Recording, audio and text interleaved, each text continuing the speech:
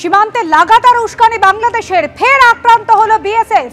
মাথাভাঙা 1 নম্বর ব্লকের গোপালপুর গ্রাম পঞ্চায়েতের ভারত বাংলাদেশ সীমান্ত, সেখানে ফের আক্রান্ত হয়েছে বিএসএফ। শুভেন্দু ভট্টাচার্য আমাদের প্রতিনিধি রয়েছেন আমাদের সঙ্গে টেলিফোন লাইনে। শুভেন্দু, এর আগে ত্রিপুরার উনকোটিতে বিএসএফ এর উপর হামলা হয়েছিল, আগ্নেয়াস্ত্র কেড়ে নেওয়ার চেষ্টা হয়েছিল, ফের হামলা। একদমই তাই। দেখো, রবিবার ভোর রাতে যেটা জানা যাচ্ছে যে মাথাভাঙ্গার গোপালপুর ভারত বাংলাদেশ সীমান্তে সেখানে কাটার চেষ্টা করছিল 10-12 জনের বাংলাদেশি দুষ্কৃতীদের একটি দল, এবং সেই সময় ওখানে উপস্থিত বিএসএফ জওয়ান যখন তাদের বাধা দেয় সেই সময় তার ওপর হামলা চালানো হয় এবং আত্মরক্ষার্থে সেই বিএসএফ জওয়ান 1 রাউন্ড গুলি চালায়, এবং এই গুলিতে কিন্তু একজন বাংলাদেশি দুষ্কৃতী তিনি আহত হন, এবং তার সঙ্গে থাকা অন্য বাংলাদেশি যারা দুষ্কৃতী ছিলেন তারা সঙ্গে সঙ্গে তাকে আহত ওই দুষ্কৃতীকে নিয়ে চলে যায়। এবং এরপরেই গতকাল রাতে মাথাভাঙা থানায় বিএসএফ এর পক্ষ থেকে এই হামলার ঘটনায় একটি অভিযোগ দায়ের করা হয়, এবং এই ঘটনা নিয়ে যথেষ্ট চাঞ্চল্য ছড়িয়েছে, এবং আপাতত বিএসএফ এর পক্ষ থেকে এই ঘটনায় পুরোপুরি মাথাভাঙা থানায় অভিযোগ দায়ের করা হয়েছে। ধন্যবাদ শুভেন্দু। কোচবিহারের মেখলিগঞ্জে ভারত বাংলাদেশের দীর্ঘ সীমান্ত কাঁটাতারহীন, যার জেরে উদ্বেগে রয়েছেন সেখানকার বাসিন্দারা।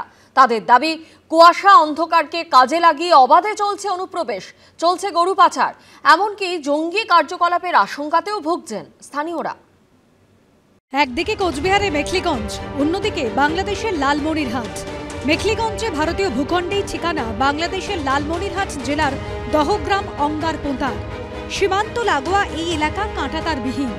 অভিযোগ, এখানে খোলা সীমান্তে সুযোগ নিয়ে গরু থেকে শুরু করে সবকিছু অবাধে পাচার হয়, ঢুকে পড়ে দুষ্কৃতীরাও।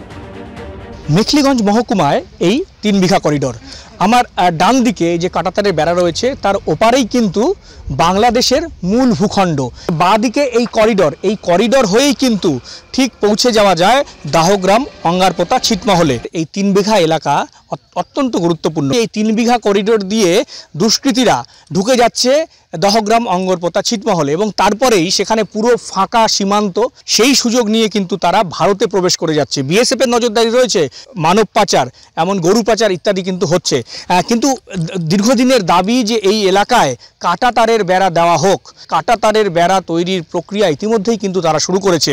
এই কাঁটাতার তৈরি হয়ে গেলে অনেকটাই কিন্তু নিরাপত্তা সুনিশ্চিত করা যাবে। দ্রুত এই এলাকায় কাঁটাতারের বেড়া তৈরির দাবি জানিয়েছেন গ্রামবাসীরা। রাত্রে 10টা বাজলে এই যে গরু যাওয়া আসা শুরু হয়ে যায়, অনেক সময় আবার লোক পাচার হয়ে যায়। আমরা চাই যে এখানে বেরিয়ে 0 পয়েন্টে হওয়া বিশেষ দরকার। যত গরু সব ইন্ডিয়া থেকে যাচ্ছে, বুঝছেন। যখন রাত 10টা হয়ে গেল তখনই আপনার এই যে গরু পাচার শুরু হয়ে গেল। আর এই যে মনে করে যে বিএসএফ, ওরা কত ডিউটি রাখবে, আর এইদিকে একজন আছে ওইদিকে একজন মাঝখান দিয়ে নিয়ে যাচ্ছে। ওদেরকে তো দোষী লাভ নেই, ওদের কত বড় করতে এসে। বিএসএফের নজরদারি, বিএসএফের উপরে আমরা বেঁচে আছি। যা খাটুনি করতেছে আমরা নিজেও তো বাড়ির থেকে দেখতেছি। ওরা মানে কোনো সময়ও 5 মিনিটও কোনো সময় আরাম থাকে না। চোখ তো দুইটাই।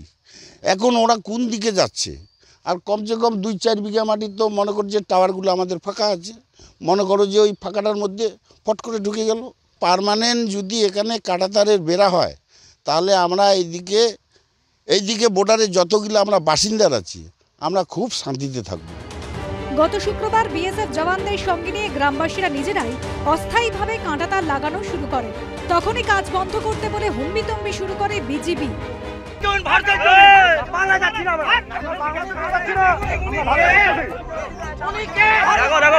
বিজেপি কিরকম করে মারতে চায়, বাংলাদেশের বিজেপি কিরকম মারতে চায়, বন্দুক নিয়ে আসছে, আমাদের ইন্ডিয়াতে পা দিয়ে মারতে চায়। বাংলাদেশের বিজেপি দেখো এখনো দাঁড়ায় আছে।